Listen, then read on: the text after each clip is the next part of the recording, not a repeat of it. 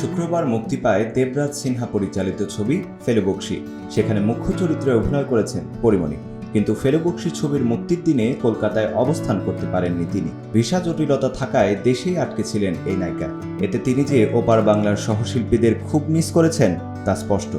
গণমাধ্যমের মুখোমুখি হয়ে ফেলুবকশী প্রসঙ্গে নানান কথা বলেন পরিমণি। ছবির মুক্তি উপলক্ষে কলকাতায় লম্বা সময়ও থাকার কথা ছিল পরিমণির, কিন্তু তা হয়নি। পরিমণি বলেন, দুর্ভাগ্যবশত যাওয়া হলো না। কলকাতায় 22 দিন থাকার প্ল্যান করেছিলাম। যেহেতু সেখানে উপস্থিত হতে পারিনি, আশা করি এই ছবির দর্শকদের সঙ্গে থাকতে পারব। সহশিল্পী ওপার বাংলার সোহম চক্রবর্তীর প্রসঙ্গেও কথা বলেন পরিমণি। বলেন, সোহম একজন অসাধারণ অভিনেতা, একজন দয়ালু ব্যক্তি। তার সঙ্গে কাজ করতে পেরে ভালো লেগেছে। তিনি খুব প্রতিভাবান এবং সোহমের সাথে অভিনয় একটা দুর্দান্ত অভিজ্ঞতা ছিল।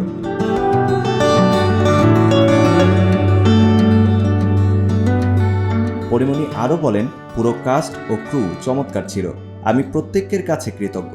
বিশেষ করে তখন আমার ছেলে ছোট ছিল আর ওই অবস্থায় শুটিং করেছিলাম। তারা তখন আমাকে অনেক যত্নে রেখেছিল।